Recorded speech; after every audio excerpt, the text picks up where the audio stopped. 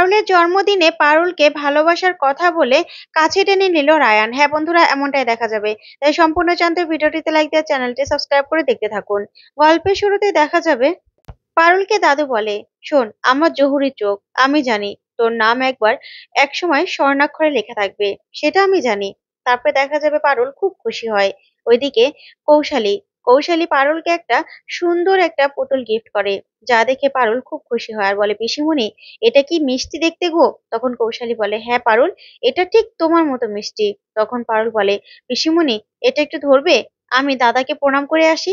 তারপরে গিয়ে গোপাল আর রুক্মিণীকে প্রণাম করে পারুল। তখন রুক্মিণী নিজেদের হাতে বোনা একটা শাড়ি দেয় পারুলকে আর বলে, আমাদের তন্তুস্থ থেকে এটাই তোমার জন্য প্রথম গিফট পারুল।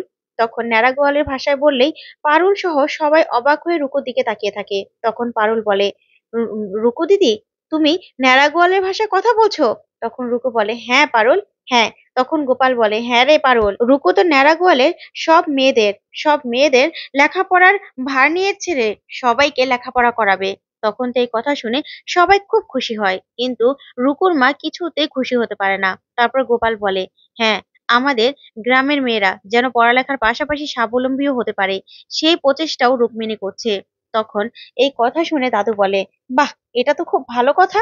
তখন পারুলের মা বলে, হ্যাঁ, শুধুমাত্র কি ভালো কথা, গ্রামের মেয়েদেরকে স্বাবলম্বী করার জন্য সব মেয়েদেরকে নিয়ে এই যে তাঁত কল খুলে তারপরেই আবার সেই শাড়ি বানানো শুরু করেছে। আমাদের সেই পুরনো তাঁতের মেশিন গুলো সবকিছু আবার চালু করেছে এই রুকুর জন্য সব মেয়েরা স্বাবলম্বী হতে পারছে, সেখানে শাড়ি বানানো হচ্ছে।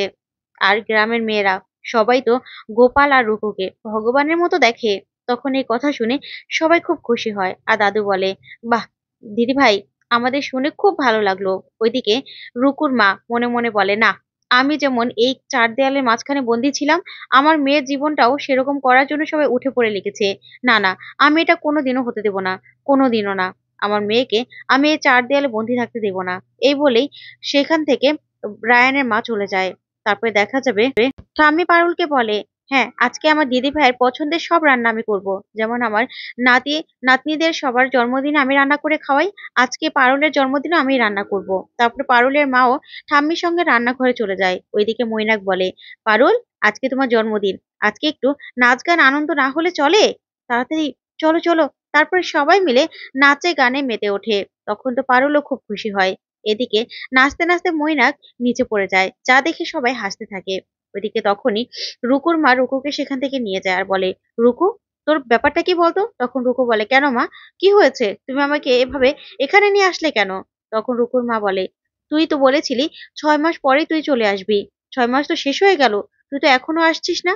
তার মানে তুই ন্যাড়া গোয়ালে আষ্টে পৃষ্ঠে জড়িয়ে যাচ্ছিস, তুই সেখানকার মানুষজনকে লেখাপড়া শিখাচ্ছিস। তখন রুকু বলে, শোনো মা, ওই ন্যাড়া গোয়ালের মেয়েদের যে দায়িত্ব আমি নিজের কাঁধে তুলে নিয়েছি, সেই দায়িত্ব তো আমাকে পালন করতেই হবে মা। তখন রুকুর মা বলে, দেখ আমি বুঝতে পারছি তোকে না আস্তে আস্তে সব কিছুতে আষ্টে পৃষ্ঠে নিচ্ছে, যেমন পারুল পারুল আমার ছেলেটাকে আস্তে আস্তে গ্রাস করে নিচ্ছে, সেটা তো আমি বুঝতে পারছি। এবার তোর অবস্থাটাও কি সেরকম হবে? তখন রুকু বলে, না মা, তুমি ভুল করছো, পারুল ওরকম মেয়ে নয়, আর তুমি যেটা বলছো সেটা ভুল কথা। তখন রুকুর মা বলে, রুকু, তুইও সবার মতো আমাকে এরকম ভাবে কথা শোনাচ্ছিস? তুই তুই কতটুকু জানিস পারুলের সম্পর্কে? তখন রুকু বলে, মা, পারুলের সম্পর্কে আমি যতটুকু জেনেছি, যতটুকু জানি, পারুল ওরকম মেয়ে নয়। আর পারুল অত্যন্ত ভালো ভালো মেয়ে।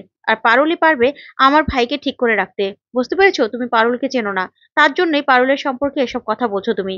আর শোনো, আমার 6 মাস পার হয়ে গেছে তো কি হয়েছে, আমি আরো 2 মাস টাইম বাড়িয়েছি। যে দায়িত্ব আমি নিয়েছি, সে দায়িত্ব আমি ফেলে রেখে চলে আসতে পারি না। বুঝতে পেরেছো? আমি যেমন আমার সময়টা আমি নিতে পেরেছি, তেমন আমার সময় মতো আমি চলে আসতে পারবো। বিয়েটা তো আটকাতে পারোনি, বিয়েটা তো হয়ে গেছে মা, তাহলে আমার মতোই আমাকে চলতে দাও, থাকতে দাও।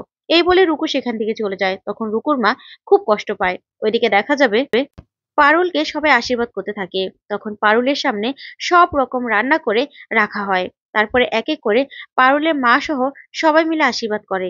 তারপরে পারুল পারুল বলে, এত খাবার, এত খাবার কি করে খাবো? তখন মনোজিৎ বলে, কি যে বলো না পারুল, তোমার মতো বয়স থাকতে আমরা কিন্তু লোহা খেয়ে হজম করে ফেলেছি, বুঝতে পেরেছো? আর এখন এতটুকু খাবার খেতে পারবে না? তখন হেসে পারুল খাবার মুখে দেবে, তখনই দাদু বলে, কি ব্যাপার, রায়ান কোথায়? রায়ান এখনো বাড়ি ফিরলো না কেন? তখন এই কথাতেই রায়ানের বাবা বলে, বাবা, রায়ান কোথায় সেটা রায়ানের মাই ভালো বলতে পারবে। তারপরে রায়ানের মা কিছু বলতে যাবে তখন দাদু বলে, আমি জানি, আমি সবটাই শুনেছি। আমি বাড়িতে ছিলাম না বলে কি হয়েছে, আমি সবটাই জানি। কিন্তু ওর বউয়ের আজকে জন্মদিন, সেখানে তো ওর থাকা দরকার ছিল, সেখানে থাকাও দরকার আছে। তাই বড় বৌমা, তোমার ছেলে নিজের বন্ধুকে রেখে এখানে চলে আসতে বলো। আজকে সন্ধ্যাবেলা যেন ওকে দেখতে পাই। তখন রায়ানের মা বলে, ঠিক আছে বাবা, আমি রায়ানকে বলবো। তারপরে দেখা যাবে রুকো বলে, পারুল, খেয়ে নাও খেয়ে নাও, একদম চিন্তা করো না। তখনই পারুল খেতে থাকে। ওইদিকে রায়ানের মায়ের কাছে দাদু যায় আর গিয়ে বলে, বড় বৌমা, শোনো, তোমাদের বাড়ির সম্মান যেমন পারুল রাখছে, তেমন কিন্তু ন্যাড়া গোয়ালের সবার সম্মানও রাখা দায়িত্ব রায়ানের। আর নিজের বন্ধু শিরিনের কাছে থাকলেও ওর কিন্তু নিজের বাড়ির কথা ভাবতে হবে, নিজের বউয়ের কথা ভাবতে হবে। বুঝতে পেরেছো? তুমি রায়ানকে এক্ষুনি ফোন করে বলবে যেন বাড়ি চলে আসে। তখন রায়ানের মা বলে, হ্যাঁ বাবা, আমি বলছি, আমি বলবো ও যেন আজকে বাড়িতে চলে আসে। ওইদিকে পারুল মনে মনে বলে, না, আমাকে কিছু একটা করতে হবে, আমাকে তাড়াতাড়ি করে কিছু একটা করতে হবে রায়ানকে বাড়ি ফেরানোর জন্য, না হলে ব্যাপারখানা একটুও ভালো হবে না।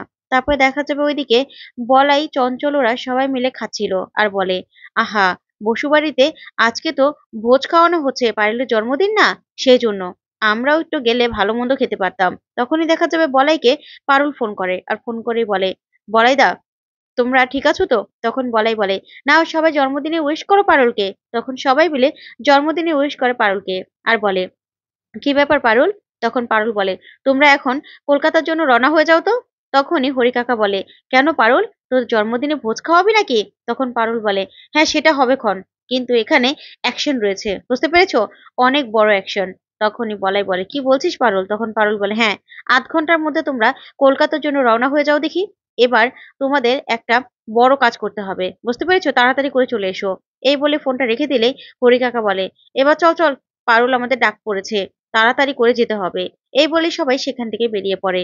ওইদিকে দেখা যাবে তরিতারা বলে, আচ্ছা পারুল, তুমি কি করতে চাইছো বলো তো, এরা কি পারবে কিছু করতে? তখন পারুল বলে, বৌদিদি, তোমরা না একদম চিন্তা করো না, এরাই পারবে। রায়ানকে রায়ানকে তো এবার ফিরিয়ে আনতেই হবে। আর যেভাবে যেভাবে ও ফাঁসিয়েছে না শিরিন রায়ানকে, এবার সেইভাবে ওর কাছ থেকে আমি রায়ানকে ছিনিয়ে আনবো। দেখো, সব ব্যবস্থা করে ফেলবো, তোমরা একদম চিন্তা করো না। তারপরে দেখা যাবে রাস্তায় গিয়ে পারুল অপেক্ষা করতে থাকে বলাইদের জন্য আর বলে, এত সময় তো লাগার কথা নয়, এত সময় লাগবে কেন, এতক্ষণে তো চলে আসার কথা। তখনই বলাই, চন্দন, হরি কাকা সবাই মিলে চলে আসে। তখন পারুল সবাইকে দেখে বলে, তোমরা ঠিক আছো তো? তখন বলাই বলে, হ্যাঁ পারুল, এবার কি করতে হবে আমাদের বল। তখন পারুল বলে, হ্যাঁ, বড় একটা অ্যাকশন আছে, তোমাদের কিন্তু সেটাকে কমপ্লিট করতে হবে। আর এবার মনে রেখো, আমি কিন্তু তোমাদের সঙ্গে থাকতে পারবো না, বুঝতে পেরেছো? এই কাজটা কিন্তু একা তোমাদেরকে করতে হবে। এবার সবটা শুনে নাও। তখন পারুল ওদেরকে সব প্ল্যানটা বুঝিয়ে দেয় আর বলে, শোনো, এই প্ল্যানটা কিন্তু তোমাদেরকে সাকসেসফুল করতে হবে। এবার কোনো চুনোপুটি নয়, এবার পুরো রাঘব গোয়ালকেই ধরতে হবে। তখন বলাই বলে, পারুল, তুই যেভাবে যেভাবে বললি ঠিক ওরকম ভাবে করবো, তুই একদম চিন্তা করবি না, তুই যেভাবে বলেছিস সেভাবে করব। তখন পারুল বলে, ঠিক আছে, এবারও দেখি ওই শিরিনকে কিভাবে রায়ানকে আটকে রাখে। তারপরে দেখা যাবে পারুল শিরিনকে জব্দ করে আর রায়ানকে সেখান থেকে নিয়ে আসে। এদিকে রায়ান বাড়িতে এসে পারুলকে বলে, পারুল, তোর জন্য এই ড্রেসটা আমি এনেছি, যা পরে আয়। তো বন্ধুরা, আজকের আপডেটটি তোমাদের কাছে কেমন লাগলো কমেন্ট করে জানাও। ধন্যবাদ।